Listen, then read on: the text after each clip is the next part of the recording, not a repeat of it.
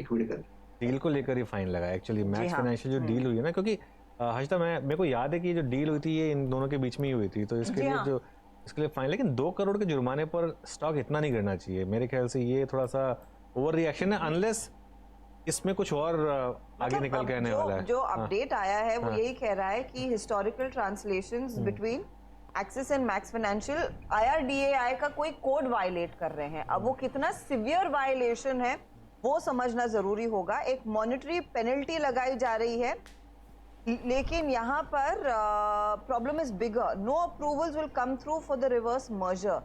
ये भी अपडेट ही किसी जानकार ने दिया है। तो ये तो फिर मामला फंस गया। अगर ये अप्रूवल मर्जर को लेकर नहीं आने वाला है IRDA की तरफ से, फिर तो फंसन है। ये तो बहुत बड़ा एक्चुअली। हाँ। अगर ऐसा है तो ये आई थिंक इस पे यतिन को लेकर आते हैं, अगर वो इस पे हमको थोड़ी सी और इन्फॉर्मेशन दे सकते हैं तो उनसे बात करते हैं कि ये जो हिस्टोरिकल ट्रांजैक्शन है ये एक वायलेशन है, नो अप्रूवल।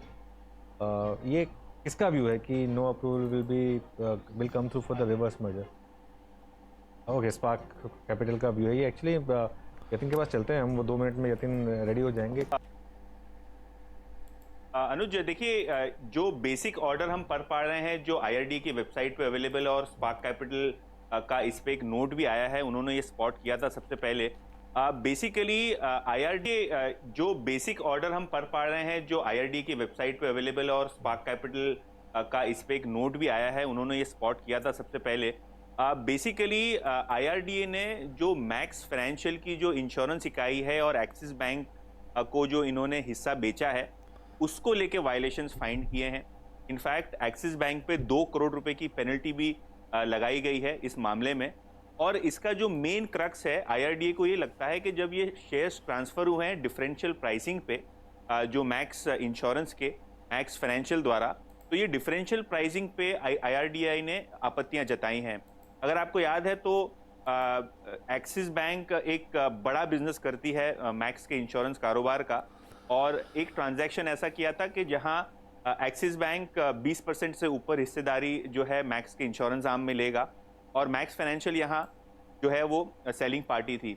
ऑब्वियसली क्योंकि ये ट्रांजैक्शन बहुत सारे डिफरेंट प्राइस पॉइंट्स पे हुआ है, और एक्सिस बैंक खुद के पास भी एक इंश्योरेंस बिजनेस है जहां वो दूसरी इंश्योरेंस प्रोडक्ट डिस्ट्रीब्यूट करते हैं, तो काफ़ी सारी ओवरलैपिंग चीज़ें हैं IRDA के रेगुलेशंस में, और IRDA ने ये ट्रांसफर पे ऑब्जेक्शन ले लिया है। तो इसका एक सीधा मतलब बाजार ये निकाल रहा है और एनालिस्ट ये निकाल रहे हैं कि क्योंकि ये IRDA के वायलेशन रूल्स के वायलेशन में ये सारे ट्रांसफर हुए हैं, इसको रिवर्स कर दिए जाएंगे।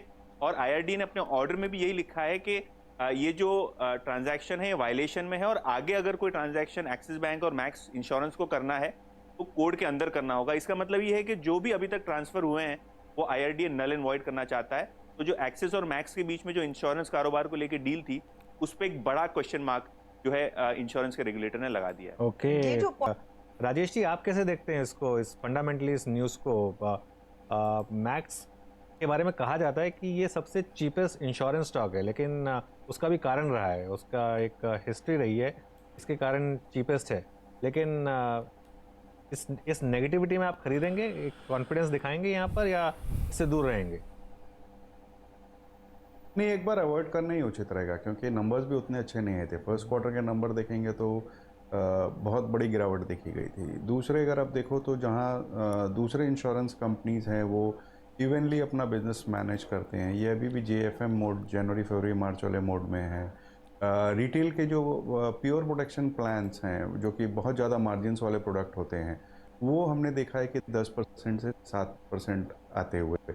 तो मुझे लगता है कि बिजनेस भी उतना अच्छा नहीं हो रहा है, और अब ये जो रेगुलेटरी दिक्कतें आ रही हैं तो इससे बेहतर होगा कि दूर रहें।